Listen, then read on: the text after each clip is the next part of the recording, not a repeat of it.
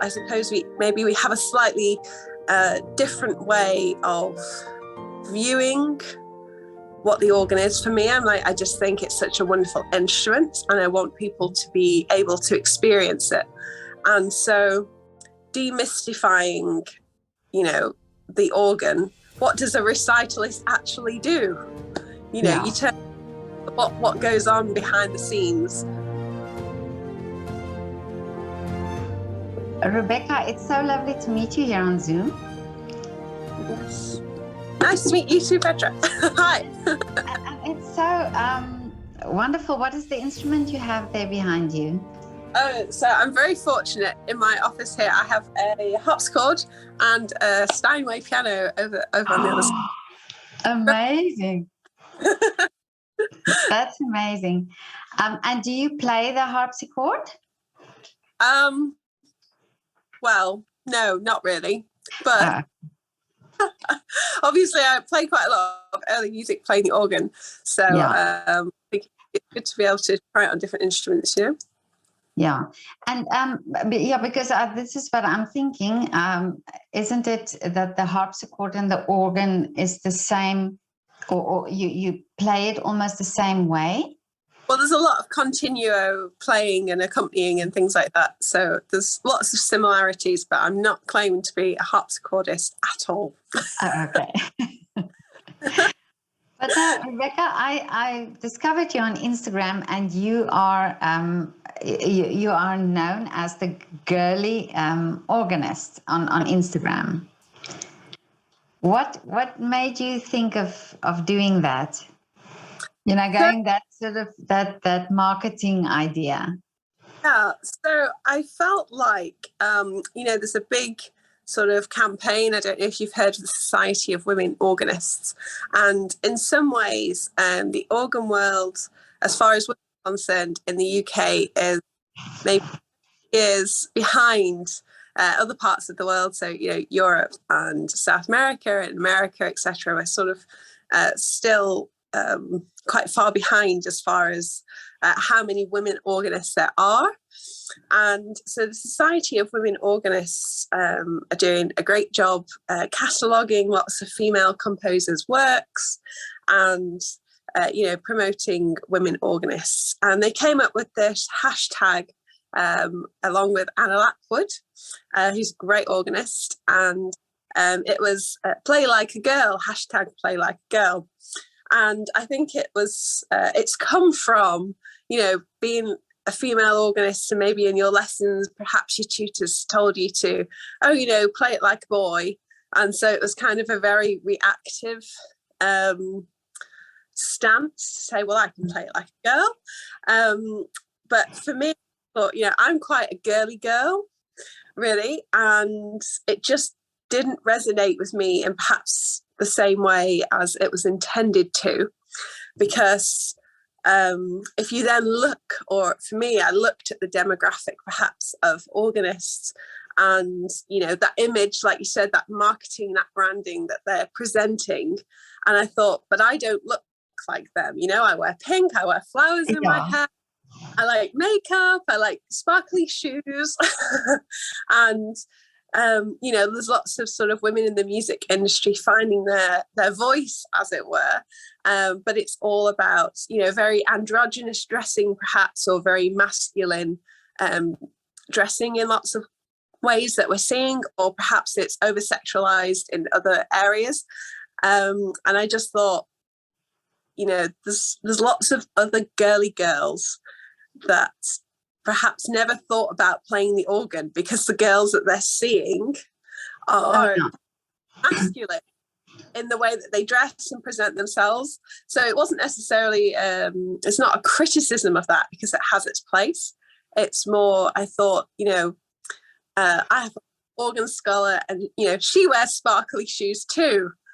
And I kind of, it's what about everybody else? It's okay to be female. It's okay to wear a flowery dress. It's okay to wear flowers in your hair and play the organ.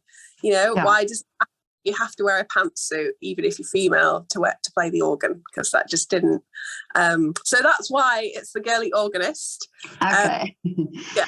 But it's definitely, I can see also in your videos that you bring out your personality, really. You know, it's although you say, you know, it's like this feminine idea of you playing the organ, but I do think you have a very sort of your own style and your own way of doing it, which I find really interesting. Yeah, so I mean, I suppose I'm from the north of England, which a lot of organists again are maybe from down south. So I think perhaps a little bit easier because, you know, there's maybe more private schools that have organ lessons. So it's maybe a little bit more in people's awareness. However, in the north, I'm yet to meet another female organist in the north. Really? You know, I haven't met in person any that are still sort of living up here. So I think that kind of played into it a little bit, and I suppose we have a slightly different way of viewing what the organ is. For me, I just think it's such a wonderful instrument, and I want people to be able to experience it. And so, demystifying, you know, the organ. What does a recitalist actually do? You know, you turn what goes on behind the scenes. What do you mean and it went wrong? What does that actually look like?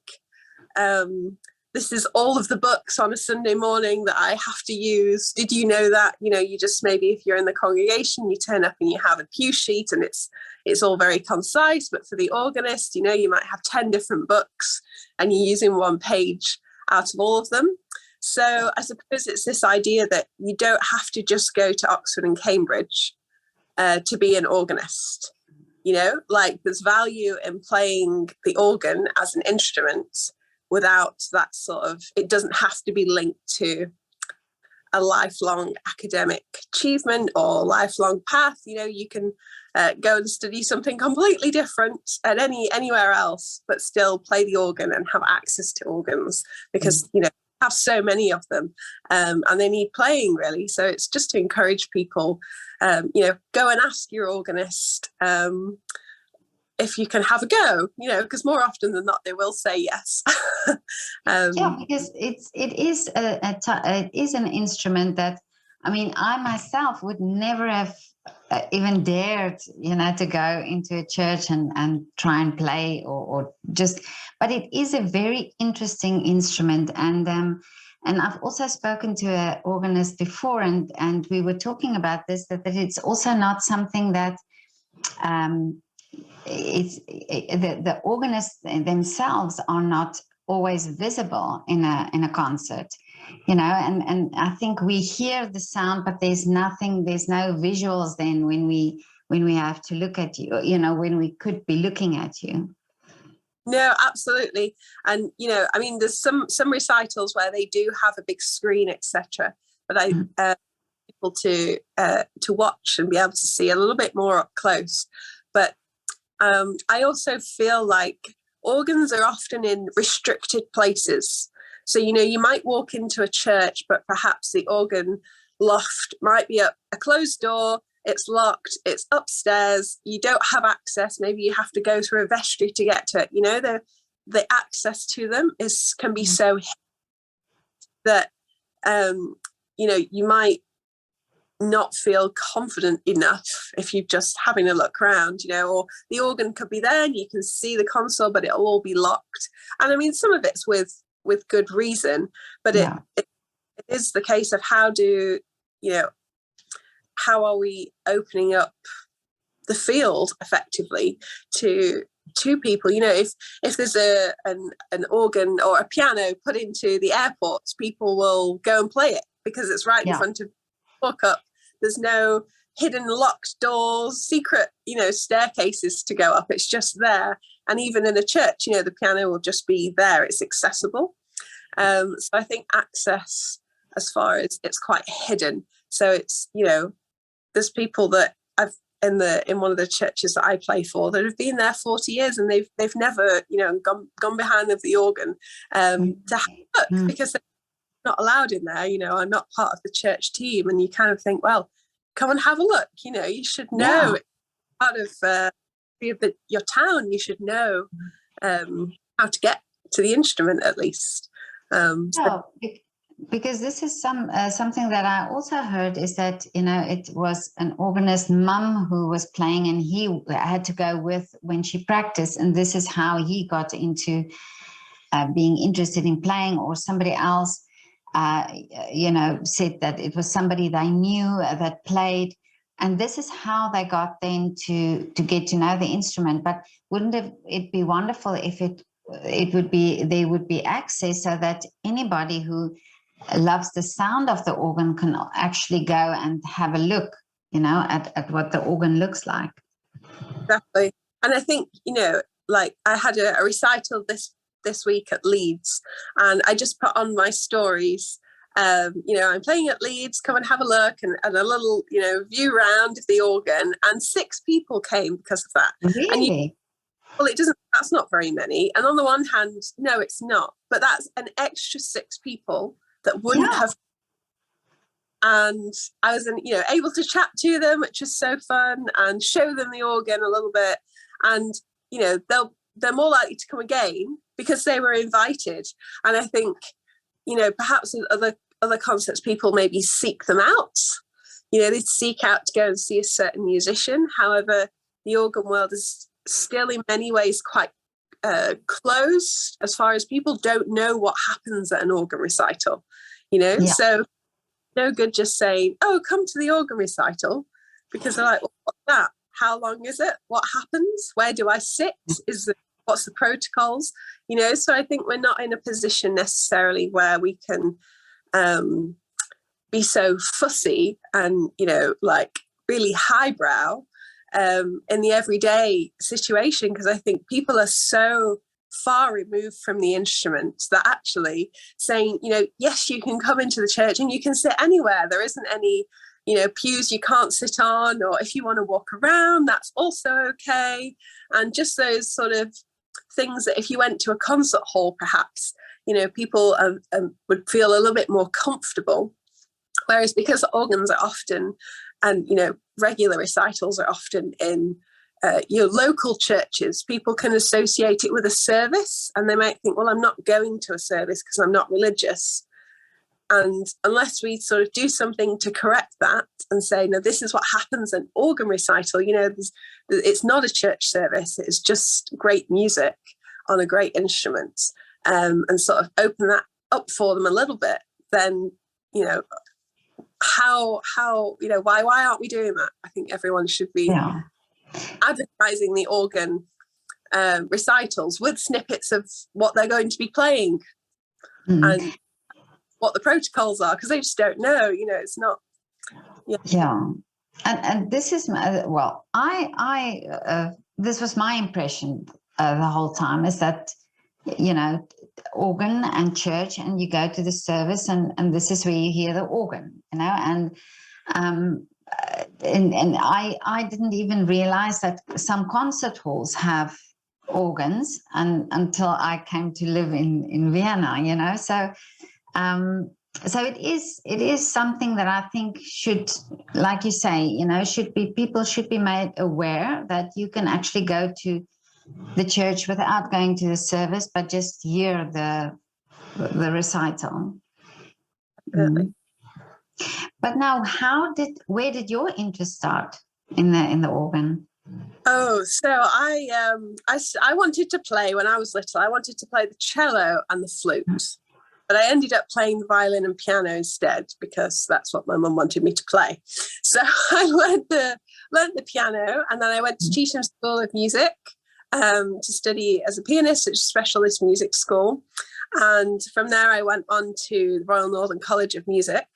And I suppose the really crazy part is I had attended church as a child, but I'd never been asked by the organist if I wanted to play the organ. And it was quite the opposite. You know, they'd written a note on to say, if you're not the organist, you're not allowed to touch the organ. So I kind of knew the sound, and always, you know, liked the sound of the organ. But I never had an opportunity to play it. My grandfather was actually an organist. But he died before, you know, I'd sort of got old enough to show any interest, really. And then my other granddad was a saxophonist. So there's definitely music in the family on both sides. And it kind of skipped my parents, but they made us all learn instruments. And it was actually, I got a contract for playing funerals, and I turned up to this church with my list of hymns and my book, and I was like, right, I'm gonna play this. And they went, oh no, it's on the organ, it's not on the and I was like, I don't even know how to turn that on. Yeah, So amazing how you, I know it was pretty dire, I have to say.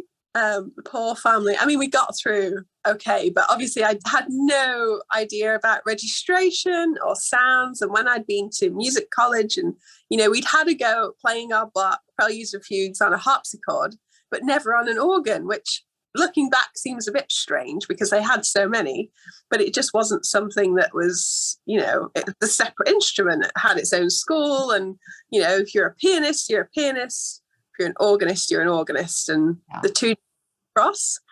And so so it was quite by accident, and then I just kind of got the bug, and I then applied for a job at a church, which again I thought was primarily piano based.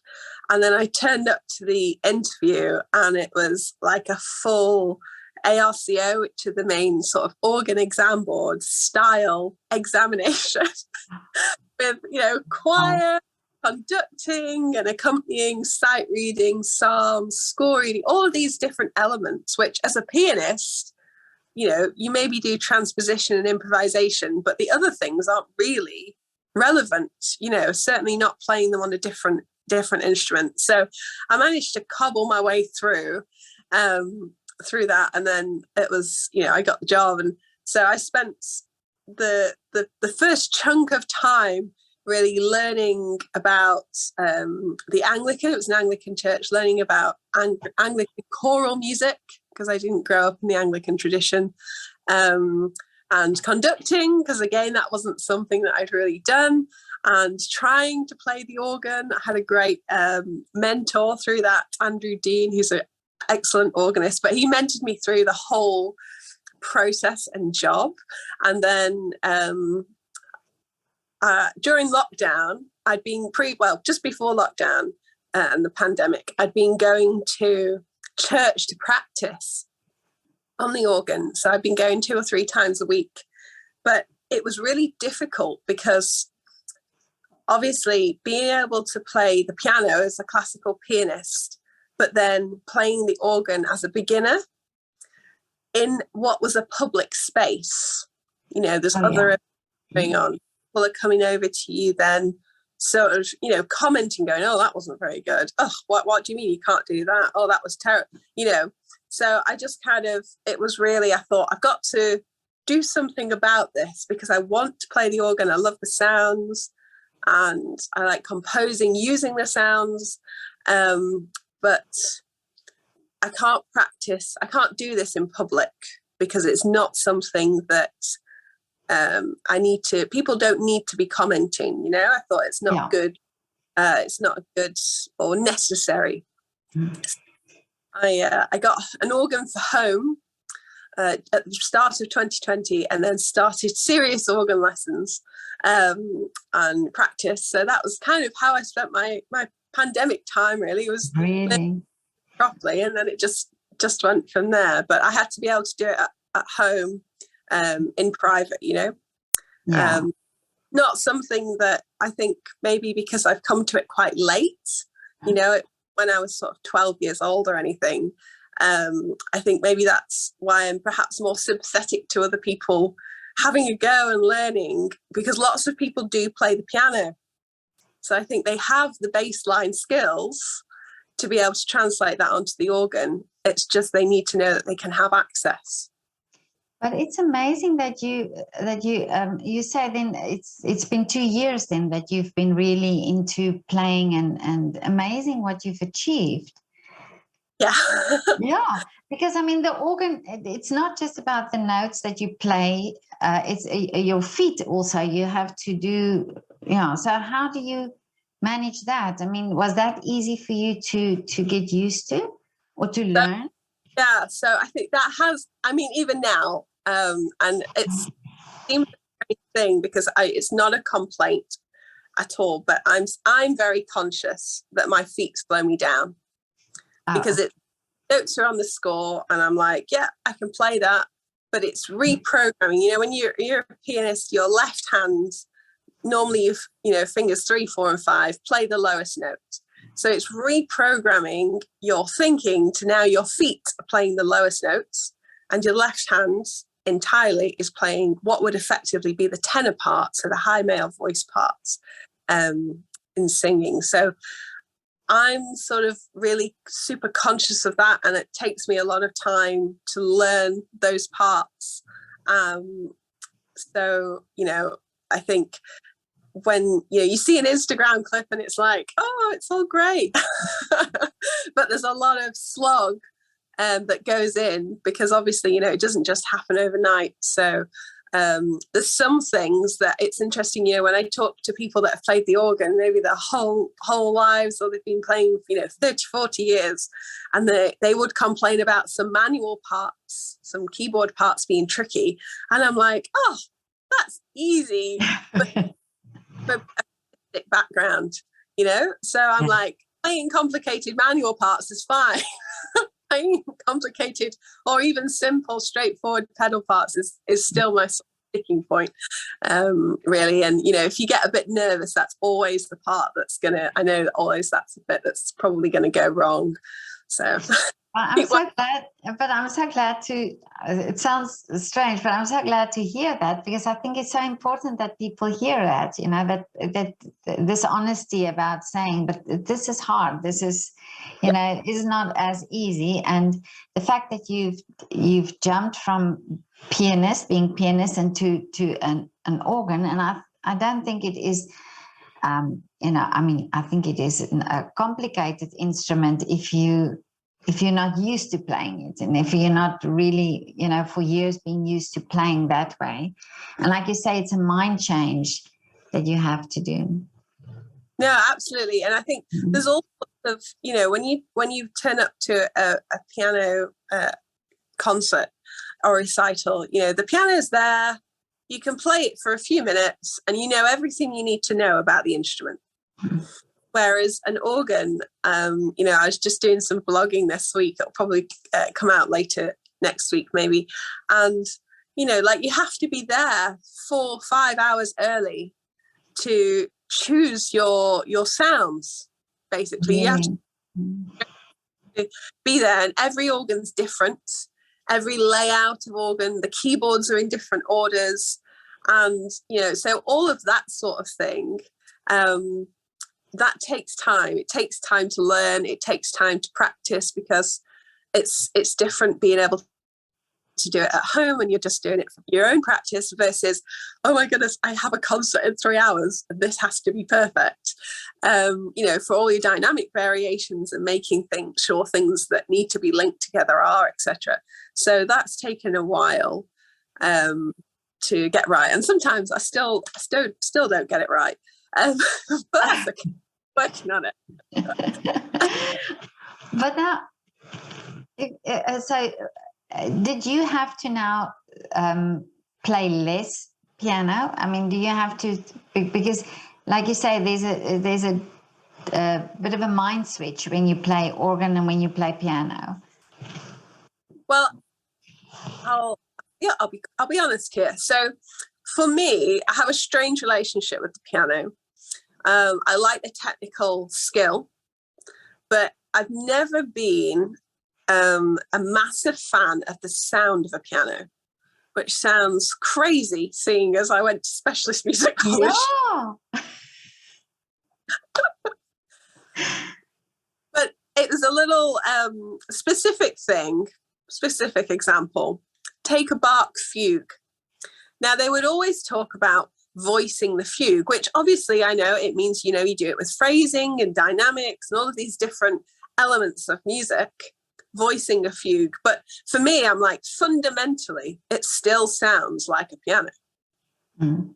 You know, the sound range and tones that you're listening to, the timbre, the texture, everything fundamentally is still a piano. It's still one voice. You're just articulating it in slightly different ways. So as soon as so that never made much sense to me musically, because I would still be thinking, but it's flat with sort of inflections in it. It's not, I literally have 3 or 4 different keyboards that have separate sounds, like on an organ. So you're talking about voicing, and you are referring to actual different voices, actual different sounds, playing the same melody, as it were. That makes sense musically in my mind. So in some ways, I think I was probably always meant to be an organist, really, because I see sound. So I hardly play the piano now. As far as I use the piano, for note bashing, practicing sight reading, or particular technical skills exercises, things like that for the fingers, because I feel like playing weighted keys exercises and scales on the piano is often better than on an organ, because the action's different. So I think you get a better technical, it's a better way to keep up your technical skill on a piano. But as far as the actual playing of piano music, I don't play very much anymore. Really?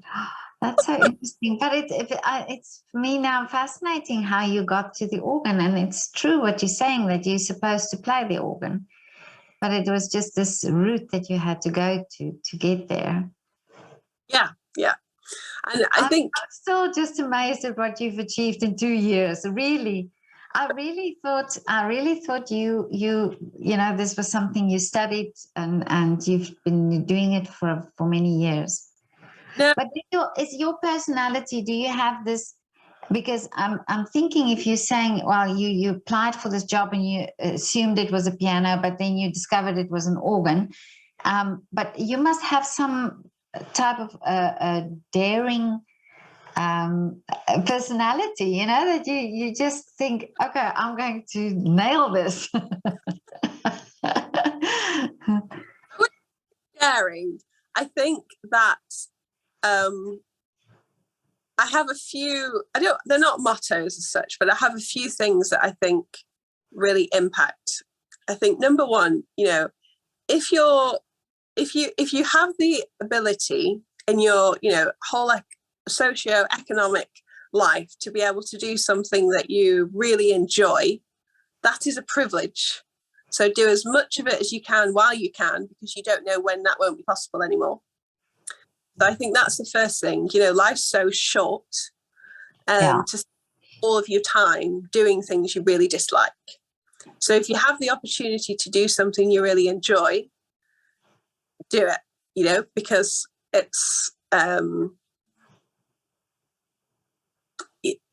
it's just great. Do you know what I mean? Don't spend not spend your time doing something you don't like, then do something which seems obvious, but I think we can get so caught up in the everyday, you can forget that. You can forget what it is that you really want to do. And so I think that's the first thing. The second thing is, for me, I feel like one of the things that I took from my,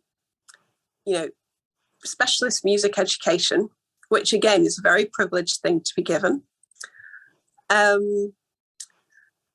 is that a mistake isn't personal failure.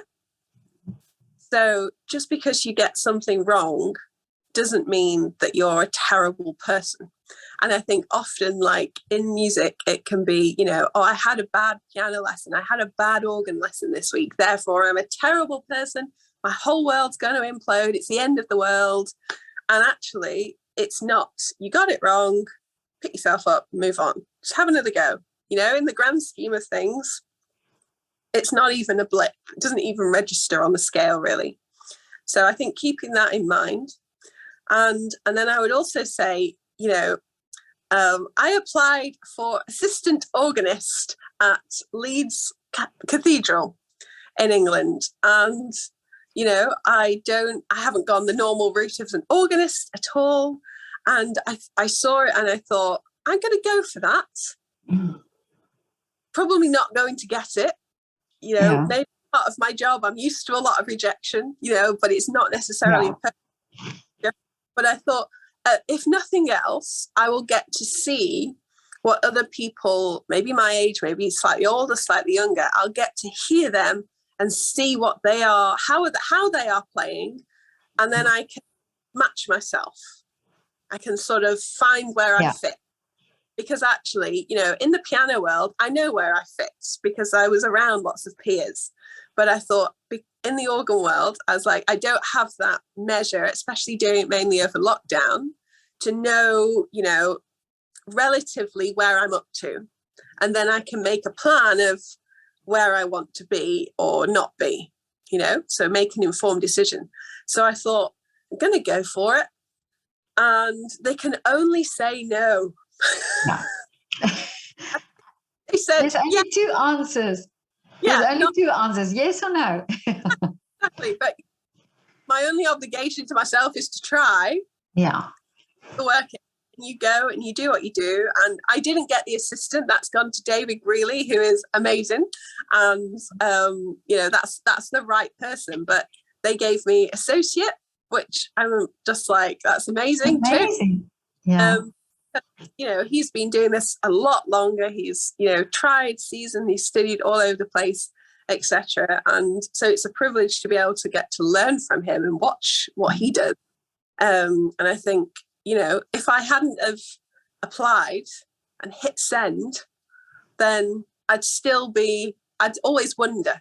So I just think, get that, and then you know, it's but congratulations for doing that, and congratulations for achieving that, you know, in this way. But you were saying something that I find very interesting, and that is when you did your training, and it's a specialized school or college where you go to, and specifically this thing where you say it's not the end of the world. It's not that you are, you know, when it doesn't go right, it's not that it's you, or, you know, that it's just one of those things. But isn't it sometimes the problem in art education and in the arts, that the pressure on the artists, not necessarily from the public, but from the peers, you know, that this comparison the whole time, and this person achieved this and I haven't yet, you know, is it possible for me to even have a career, that type of thing? Did you have also or experience that as well? I think for me, it was always a case of what's my end goal, which is slightly, seems like, and on the one hand, in lots of fields, that would seem the obvious thing to say, but it, like you said, in arts, you know, it's kind of people that maybe win competitions. Oh, you won this competition, or the pinnacle of success. But I think success looks like lots of different things. And actually, I don't want to do competitions. So I can't really compare myself to someone that spends all of their time doing that, because that's not what I do. So I think it's, you know, what is it that you're after, really? What is it that you're, you know, how are you measuring your success? Because at the end of the day, you know, you're at music college, even there, for such a short period of time. And you leave there, you graduate, and then you go, right, what now?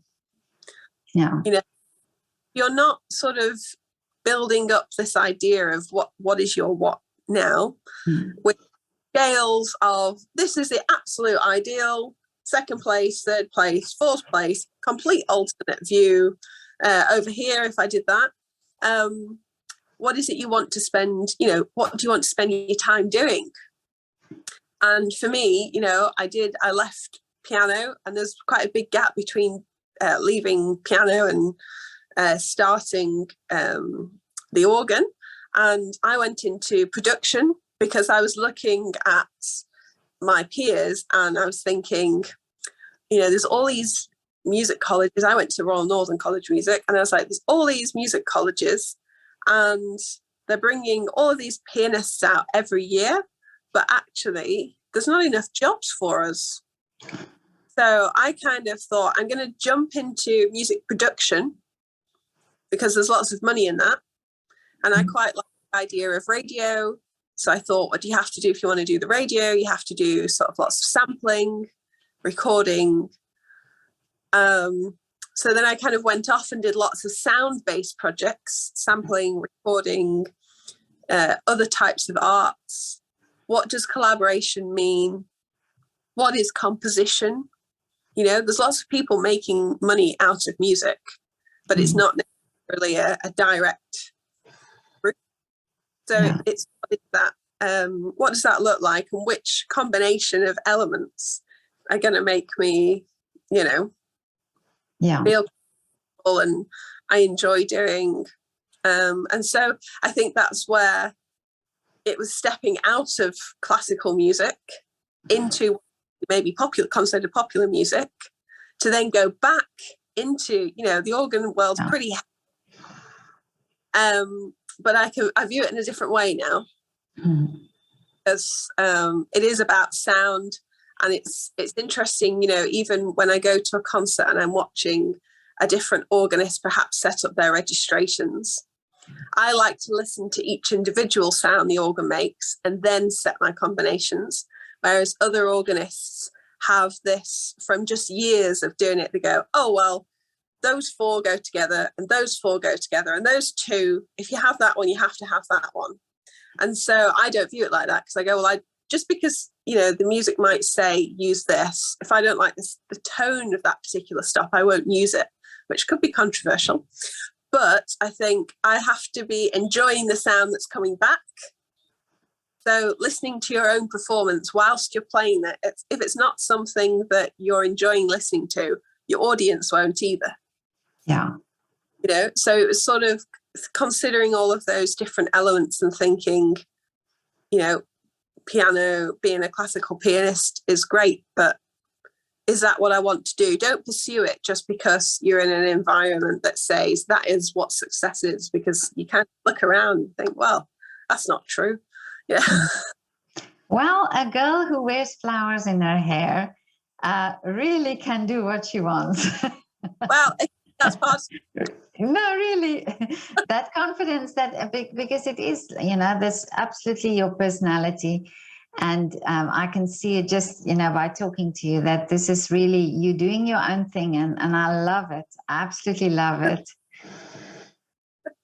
And especially with the organ, it's of all the instruments that you're able to do that. Yeah. But now tell me, but still, what are your wishes now for the future? Well, I organ sonata. Yeah. So been published, and I had a strange, when you go to music college and through classical music, there's composers and there's performers, and I was always a performer. And then I came out, like I said, and then I've gone back in and I'm like, I can compose if I want to. So I thought I'm gonna go. And so my first organ sonata is being published and listed as organ sonata. Wow. Congratulations. So that's really exciting. I have it here. Yeah. Oh, wow. Amazing. What colour do you want the book? And I was like, can I have purple, please?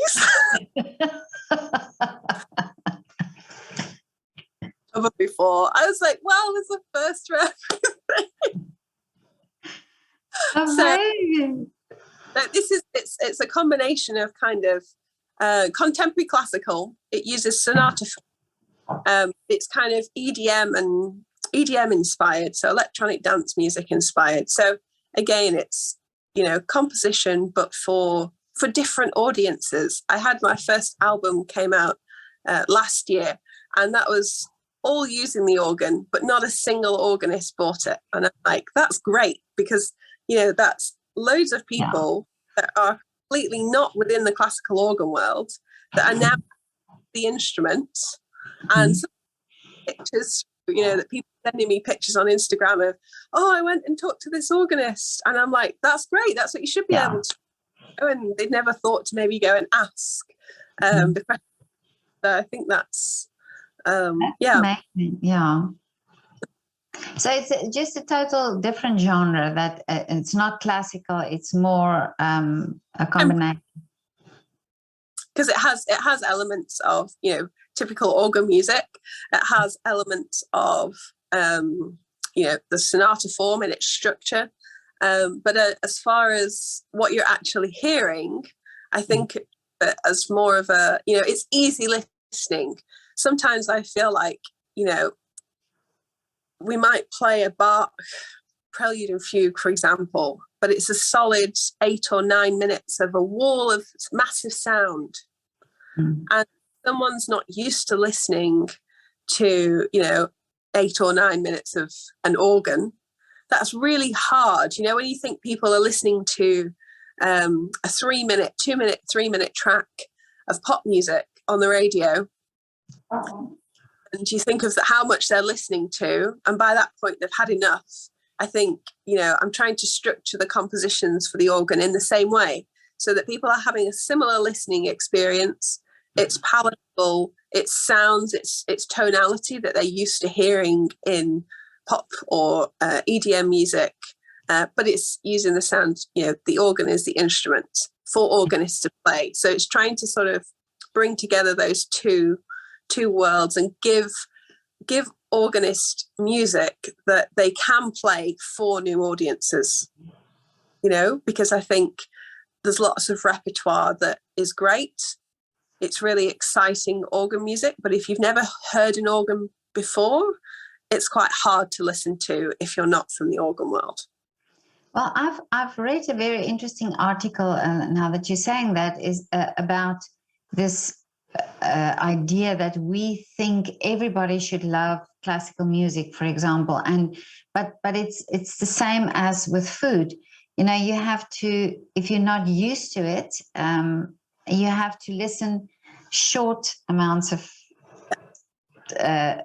music at a time, and also, like you say, when it's this huge work and it's all these different sounds, then it's also overwhelming. So it is, simplifying it a little bit, and then gradually introducing people to the music. And I think this is what we don't realize, that that it's, everybody can listen to it and everybody can appreciate it, but it's just how it's been served, basically. Yeah. I mean, ask, you'll probably see some of my Instagram clips. I often ask people that are in attendance at recitals to walk around, because there's again this idea of you go to an organ recital and you sit there and then you leave. Yeah. And think even in a church service, you stand up, you sit down, you look around, there's some sort of interaction. So I always ask people, say, walk around. And part of that is it becomes an active listening experience straight away, because people are then, they become aware that the organ sounds different, depending on how it's been built and the acoustics of the building. If they're stood perhaps in that high altar area, which would normally be restricted, it sounds completely different to the back of the church at the other end. Of course, yeah. And giving people the freedom to be able to say, you're allowed to make that journey. If you want to literally come and stand behind me while I'm playing, as long as you're not, like whispering in my ear and distracting me. Yeah. Amazing that you do that. Yeah. How I hear it, you can do that as well. And that's had some really interesting sort of comments and responses for people, because sometimes I think the assumption is in the organ world that people attending regular weekly recitals are lovers of organ music. Whereas the reality is you might have, 30% of your audience that that demographic, but the rest might just be people that have walked in because they've heard the music. Yeah. Oh, it's raining, let's just pop inside and have a listen. So it's keeping in mind, that's a different audience to someone that's paying maybe £40 for a ticket to a concert hall to listen to the complete works of Messiaen.